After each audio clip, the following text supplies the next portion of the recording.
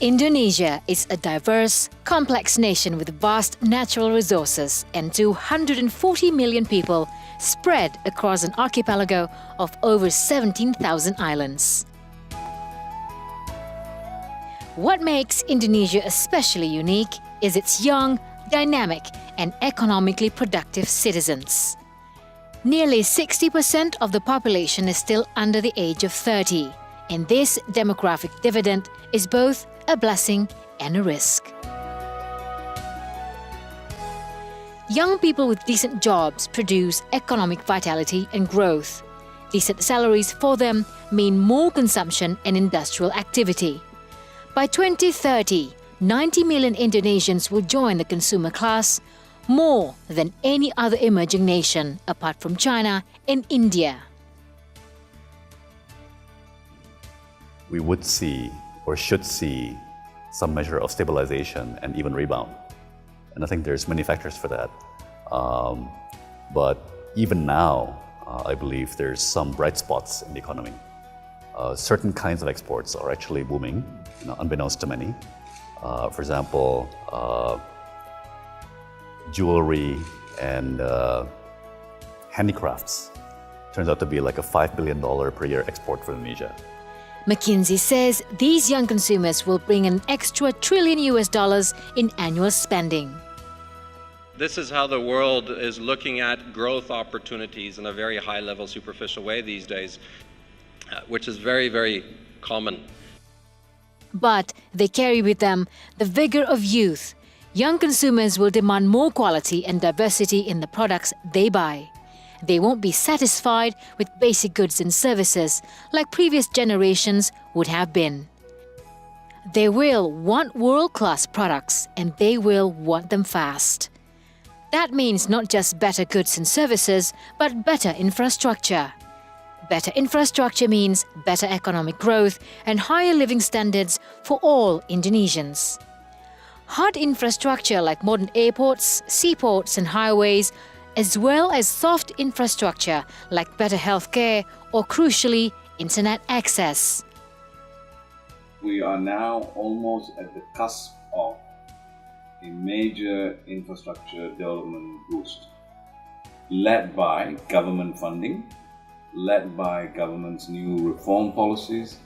And one of the things we are hoping, one of the reasons why we were happy to sponsor the Indonesia Economic Forum was because we think this is the time for international investors to come on board and help the government as they have done in other countries. The internet is expanding at warp speed. It took 12 years for it to get 1 billion users. 4 years later, there were 3 billion. Emerging countries like Indonesia can leapfrog to the future if they commit to it. They do not have to go through the painful process of trial and error like the developed countries pioneered internet use. Smartphones are opening more avenues and faster routes to success. They're powering the digital economy in a way hardly any thought possible even just a few years ago. The next billion internet users is logging on an era of new universal connectivity that offers the promise of greater economic growth and business opportunity. This is where the future is. We are now entering the era of digital marketplace. The next billion internet users will begin their time online as consumers. They will buy and sell goods through mobile apps, and they will download content on a massive scale never seen before. Indonesia, 55 million SMEs, employ about 100 million population in Indonesia, contributes 60% of the GDP. If the SME can be more connected, more adoption of ICT, we can imagine the breakthrough in productivity. If we don't invest in there, like other countries invest, again, we forego our ability to be significantly more productive. A new economic ecosystem is forming where the next billion e-consumers will come from, who they are, what they like, and just how they'll shape the digital marketplace is anyone's guess. But guess we must. These are most important questions put to businesses and investors globally. The answers? They depend on how governments, businesses, and consumers evolve together to face the challenges and opportunities of a digital future. Understanding the forces driving this revolution is crucial. Indonesia is on the road to developing its own digital ecosystem, one that will require cooperation between government, the private sector, investors, and entrepreneurs.